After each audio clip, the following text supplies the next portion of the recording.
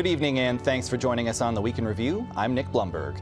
Attorneys for Border Patrol shooting victim Marimar Martinez say newly released evidence shows agents saying it's time to get aggressive and heaping praise on the shooter.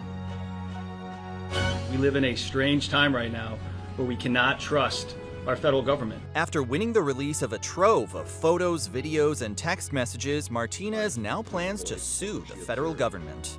There are some issues here. We fixed those issues. We've had great success with this operation, and we're leaving Minnesota safer.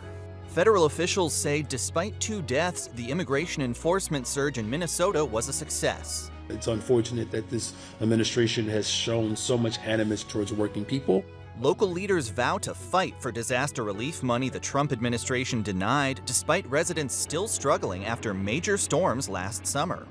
Meantime, Chicago school board members accuse the mayor of sabotaging the search for a new CPS CEO.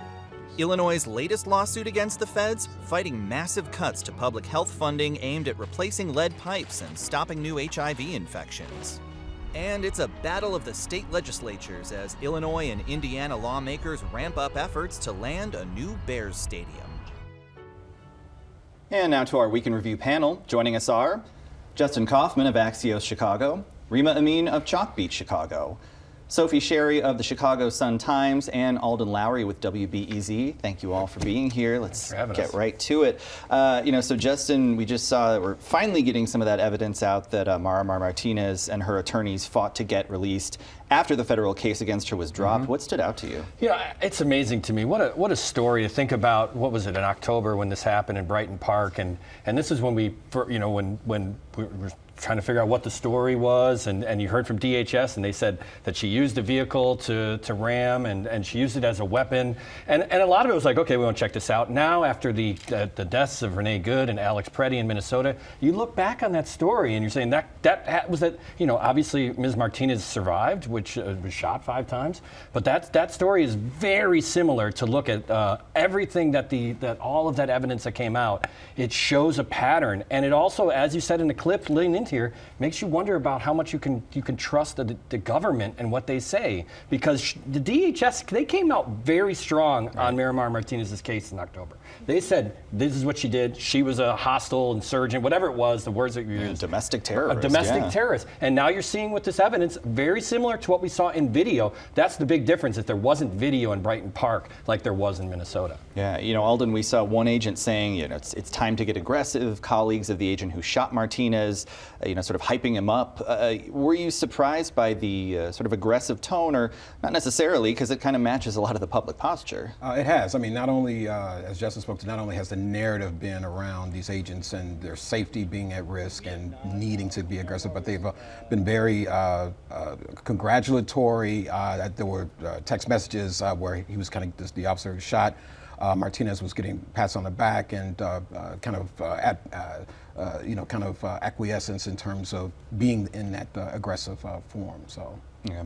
Rima, Martinez's attorney says, she was the wrong person to mess with. She's now planning to bring a suit of her own. Do you expect to see perhaps a wave of lawsuits like this, given the number of people that have been injured and, of course, some killed during the immigration crackdown? Yeah, absolutely. And I think that, you've seen Illinois lawmakers, state lawmakers across the country, federal lawmakers push back on this. And you've also seen the Trump administration kind of come to the table and say, okay, maybe we should have done something different here. So I think, reactions like that can certainly open up the window, or the door rather, to, legal challenges. Yeah, and when there's such clear video evidence to the contrary of what they're saying, as you mentioned. Sophie, the federal case against Martinez, of course, fell apart. There was also a Cook County case related to a protest at Broadview. Tell us what happened there. There are a lot of Cook County cases still ongoing, but this particular protest that happened in mid-November, this was a group that showed up for a clergy-led protest outside Broadview. As they got closer to the actual facility in hopes that people would hear them praying, they were met with a line of local law enforcement. Some scuffles broke out, and ultimately 21 people were arrested. The Cook County sheriffs who did that arresting said this group had left their designated protest zone, was unlawfully occupying the roadway there. But as you mentioned, now Cook County state's attorneys have dropped charges against almost all of those people. And it's interesting to see that some of these protesters have been charged at a time when the Cook County state's attorney seems to be hesitant to try and go after some of the federal officials here. Yes, this is happening in a moment when Eileen O'Neill-Burke is certainly under a lot of pressure to sort of do anything about what happened this fall. They've been very clear in their stance that they, are an agency that makes charging decisions. They don't investigate crimes.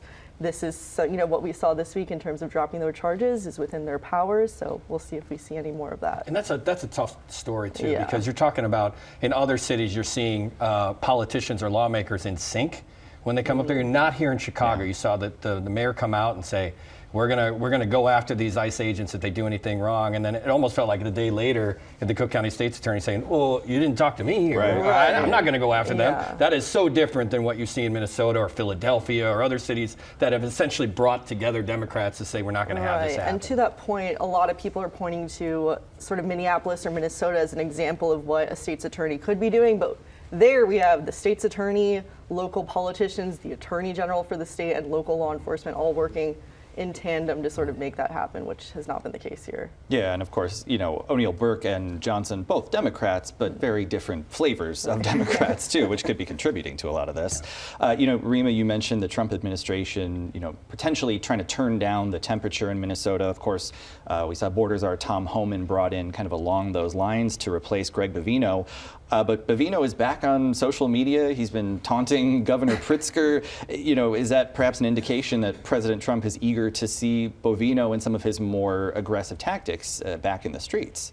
I don't think it's out of the realm of possibility that's, I think Trump has been pretty complimentary of Bovino up until he was placed on leave or removed from Minnesota, and so I wouldn't put anything past this administration to kind of maybe change their tune and put him back in the mix, or at least see those tactics that we saw with Border Patrol under Bovino. Yeah, Bovino's become a personality, right? Right. Social media star. Yeah. After they did the Blitz campaign ended here, I believe he came back for a real short spell. They've been big on promoting the activity, so I could see them making another kind of central casting move and dropping Bovino here and there. It's not. I mean, it was. Everybody talked about when the drawdown happened in Chicago that they'd be back, right? And they'd be back, and we heard the numbers: thousands, 2,000 ICE agents, immigration, Border Patrol agents coming back here in March. It's February. Right. They're drawing down in Minnesota. It is not unheard. It makes logical sense to me that the next move. I would not be surprised if in March we start seeing more and more people coming here, more and more agents coming here, and all of what happened last fall ratcheting up this spring. Right, and even though obviously Tom Homan is maybe not quite as much of a different type of character, there's still the same messaging going on. This was the same thing they said when they left Chicago, that crime is down, we did a lot of good, unclear about where we're headed next. In this case, they have mentioned that some of these agents might be going home, but still open to wherever they're needed next was the language. Yeah, more of a traditional federal official, perhaps, but certainly, singing to the same tune as the Trump administration. We're talking about all these issues related to the Department of Homeland Security. Just in Congress has been sent home without a funding deal. Of course, that's not going to do anything to immigration enforcement, but this is folks like the TSA. How much of a wear are these shutdowns on federal workers? What a political calculus by Republicans in this. We're starting the midterm primaries, right? Coming up here in a month's time. Let's say that there is airport delays like there were back in October, November because of a partial shutdown. And what the reason is Democrats will want accountability from ICE agents. They want, and they're not asking for the moon. What they're asking for is no masks. They're asking for names on uniforms. They're asking for more due process, things that we know when it comes to law enforcement, or what is law enforcement in Illinois, in Chicago. So those things are going to play out, and you've seen common sense, and Republicans like to use the word common sense, but you've seen a lot of Americans say common sense says there's a lot of chaos in the street around the way this is going with ICE agents, and we'd like to see them be a little bit more accountable, or maybe more law enforcement-like. And so if you're going to fight and shut down the government over name tags or not taking masks off, that's a political risk for the Republican Party going into a very unpopular midterm cycle. Yeah, especially the kind of thing that, were this a Democratic administration, having agents operate in that manner, you have to imagine a lot of Republicans would say this is exactly the overreach that we warned about. Yeah, this is I think there's some gamesmanship happening on both sides. I think the Democrats see there's potentially some leverage here. This is a department that the president and Republicans see a lot of value in. I thought there was potential for compromise, particularly around the issue of body cams and more training. We've heard Republican voices say they were open to that. So I thought maybe there could have at least been a deal on that. Maybe they extended a little bit, give them some more time. But both sides seem to be kind of wanting to hold the line for everything that they want. And this is not, you're not talking about left, radical left, Bernie Sanders, left, let's defund, abolish ICE. Right. The Democrats are willing to give the money to ICE for the operations to continue. Right. We're talking about very specific law enforcement sort of accountability measures that they're looking for, and Republicans are digging their heels in the sand saying we're not going to do it. Yeah, one of the things that really struck me, I forgot what reporting it was, but it mentioned that the White House wasn't willing to concede on, ceasing the practice of racial profiling. Right. Yeah, well, that's something that they've had the Supreme Court back them up on, so they don't necessarily have a reason to. Well, Alden, your colleague Esther Yoon-Ji Kang had a piece this week about some Chicagoans hit by Midway Blitz who we haven't heard as much from, and this is Chicago's Asian communities. Tell us about that. Yeah, so what they found was through some data that has been put out by a group that has really become like the go-to source in terms of data, because there's nothing that's really coming out of the administration, showed that nationally about 8,000 Asians were picked up in immigration enforcement since the beginning of Trump's second term, and I believe over 100 or so here in Chicago during the Blitz in particular. And she highlighted one particular family, a Pakistani family. Father was actually deported, and how that community had been very quiet about this. The sense that there was shame, the sense that that could start a rumor mill. People were very insular and so on and so forth. But I think, as the story points out in Esther's reporting, this is a community that thought it was safe, the way I think a number of immigrant communities may have thought outside of Latin America, Mexico in particular. And what they're finding is that is not true at all. And so it has helped raise voices and started some conversations among different types of immigrant communities saying, okay, we really need to kind of band together and fight this in the best way that we can. I found it really notable in the story. They mentioned this phrase in Urdu, and it's a Hindi phrase too. It's log kya kahenge, and that means what will people say. It's something in my culture, like it's very common, and that really, I totally saw that family. Like I can totally see this family sitting down and having a conversation that we cannot even let the people closest to us know about this because it's embarrassing. And there was something really poignant about that. One thing that I think is lost when people think about immigration is largely thought of as like a Latin American kind of issue. The countries China and India really rival Mexico now in terms of immigration numbers coming to the U.S. The last 10, 15 years or so. So this is by far a kind of a global thing when we think about the broader immigrant community that's affected by what's happening right now. Yeah, very interesting reporting. All right, well, turning to some city news, Justin, after many weeks of wondering what Mayor Johnson was going to do about the hemp ban that passed City Council, we finally have an answer. It has been vetoed. A nice Friday afternoon news dump, as we do. So it's a tradition in Chicago. But the mayor chose to veto an ordinance that City Council passed with 32 votes. Marty Quinn in the 13th Ward said, you know what, we're going to do a hemp ban. Now, essentially, this is hemp-derived THC, intoxicating hemp products. You're talking about these kind of pop-up dispensaries. They're not called dispensaries. They're called whatever euphemism we're coming up with. But they're CBD, like what you're seeing on the screen now. But those places kind of popped up, and they're a little bit unregulated around that, because you may be familiar with like legal cannabis shops and all the legal marijuana. This is different. And so finally, after years of trying to find a way to do this, Marty Quinn said, let's ban it. He's saying it's not safe for kids, right?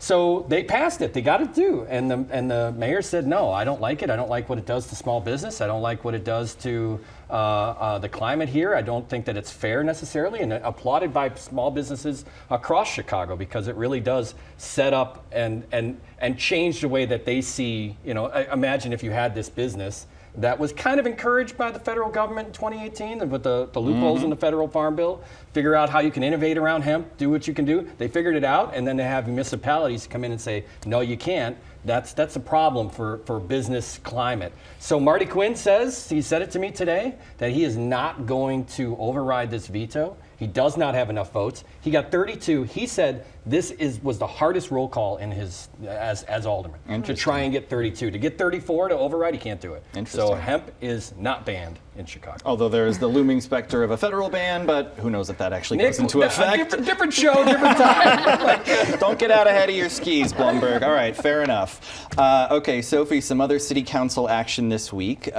Key committee passed a measure allowing residents to submit photos of people violating parking laws in the hopes of the city issuing a citation.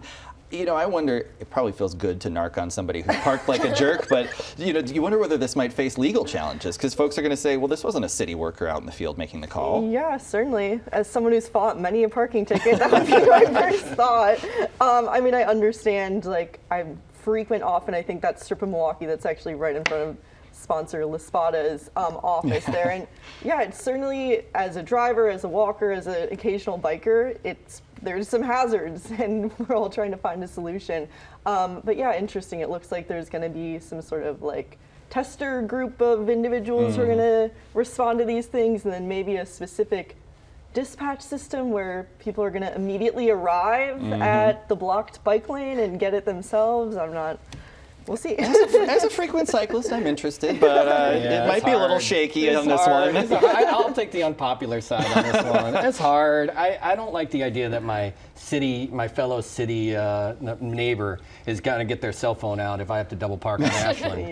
It is a little surveillance statey. It's not good. Double parking is not good. Blocking stuff, all that kind of stuff. But I don't know if I'm going to how people are going to react to their neighbors grabbing cell phones and being like, I'm going to put this on 411 or 311. And, I didn't think the folks who are paid to do that kind of work needed any help. I mean, they're checking in enough people by themselves.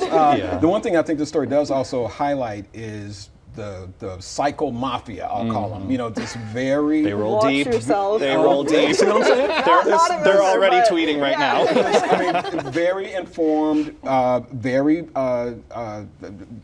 vocal community. They've been fighting for protected bike lanes and a number of other reforms for a number of years. So this, I think, is just the latest manifestation of that. It's going to be very interesting to see where this all goes.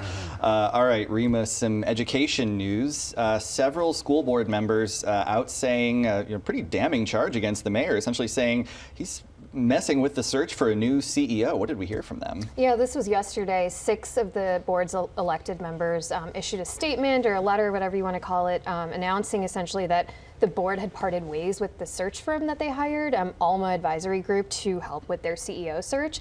The district has been without a permanent CEO since last summer. And now they're calling these 6 members who represent a minority of the 21-member board are now calling for the district to keep interim CEO Macklin King in place until the new school board is elected and seated next January. These claims, they've claimed the mayor's office, mayor's allies, including appointed school board members, have sabotaged the process, that they've leaked names of finalist candidates to publications. My own is included in that allegation, and have done a number of things to kind of get in the way of the process, and the mayor's office has denied these claims. So have some appointed school board members.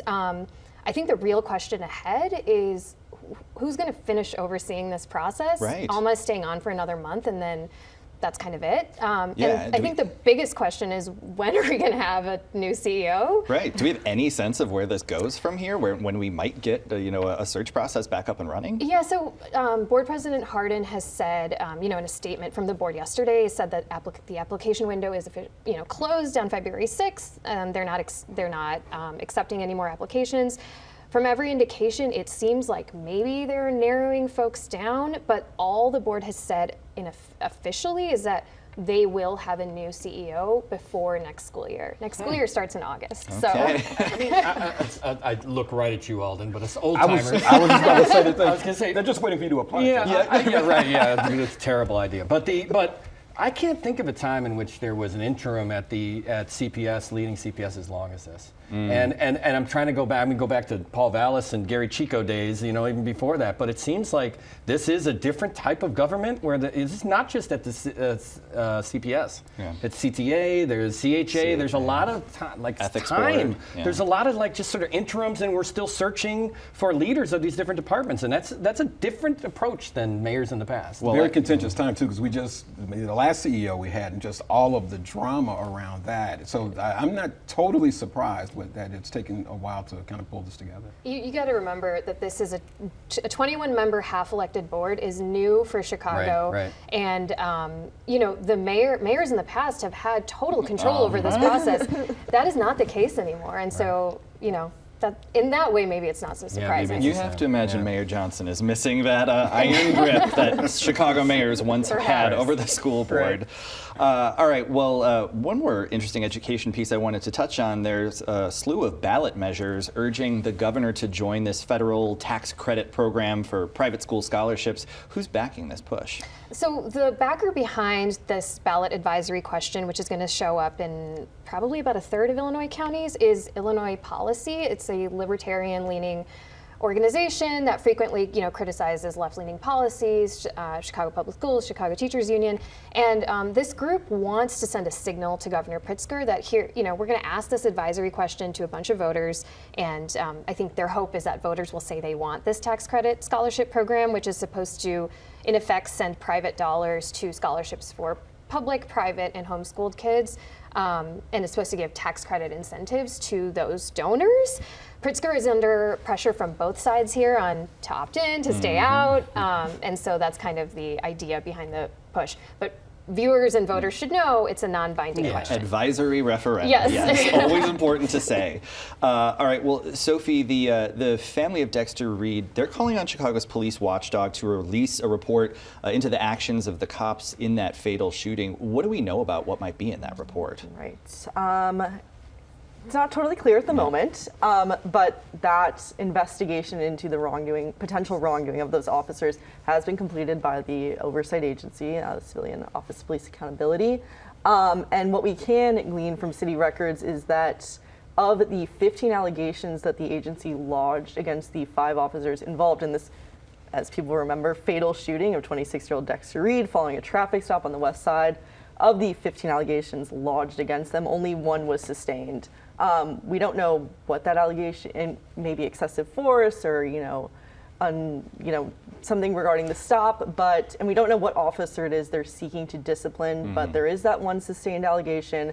The family really wants this report out now. It's over with the Chicago Police Department at this point for review, but they want to see the final results, and they want the public to see the final results. Yeah, a lot of interest in that case. Yeah, I mean, I think the way the stop began, and then the fact that there were 4 TAC team officers. I mean, this is hardcore CPD. These are the folks that are asked to really kind of take care of the worst crime problems of our city, and for them to be performing a traffic stop raises a lot of questions about whether that's the best use of those resources. Absolutely. Yeah, and this was a group, they unleashed almost 100 bullets in a matter of minutes. I mean, Dexter Reed was shot 13 times. Officers were continuing to fire weapons even after he had fallen to the ground. Yeah.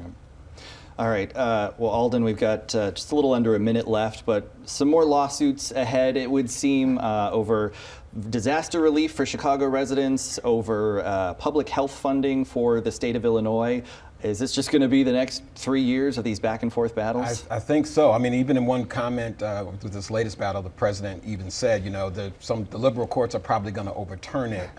This is the way this administration wants to govern. They want to go after their enemies. They want to go after their political opponents. And if it doesn't work, it doesn't work. But they're sticking with that game plan, apparently. All right. Well, no enemies at this table, all friends, but we are out of time. So our thanks to Justin Kaufman, Rima Amin, Sophie Sherry, and Alden Lowry.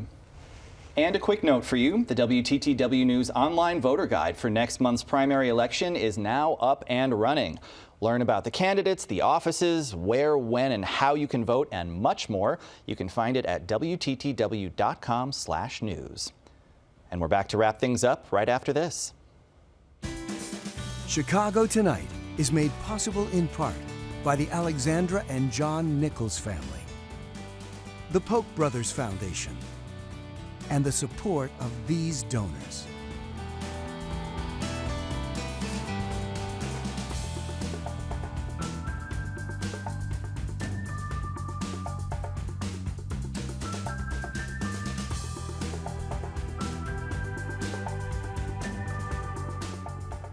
And that's our show for this Friday night. On a programming note, be sure to join us Monday, February 16th at 5:30 as we launch our First-Hand Democracy Initiative. Our hour-long WTTW News special will explore the state of civic participation in Chicago and Illinois and preview the new First-Hand documentary series profiling 5 Chicagoans who are working to strengthen democracy in very different ways. Now for the Week in Review, I'm Nick Blumberg. Thank you for watching. Stay healthy, stay safe, and stay informed. Have a great weekend. All right, well, the Super Bowl is over, or should I say the Benito Bowl. Football season's still going in Chicago. Stadium season. Justin, we've got a new contender for an Indiana site. Yes, you can look to Portage, Indiana, and Hallis Harbor. That's what they're calling it. A nice, really good job with the graphic designs to show exactly what it might look like on the lakefront there in Portage. But make no mistake about it, they're interested in Arlington Heights. But this next week, you're going to see movement in Indiana as they try to pass this bill out of the State House there. That will be important because that will essentially give the opportunity for Indiana to write a check. Yeah. And that's what everybody's waiting on. If Indiana's going to say, we'll one-up you, Illinois, forget about infrastructure, how about we pay for the whole darn thing? And their session's up middle of March. They got a snappy little session there. They're looking to get this bill done by February 17th. So pay close attention, or I think February 19th. But pay close attention because that's coming up, and that'll be why. That's why the Bears haven't made a move yet, as they kind of see what's happening with Illinois, J.B. Pritzker, and infrastructure costs. Yeah, Hallis Harbor has a nice alliterative ring to it, though. You have to give it to them. Closed captioning is made possible by Robert A. Clifford and Clifford Law Offices, a Chicago personal injury and wrongful death firm, righting the heaviest wrongs for more than 40 years.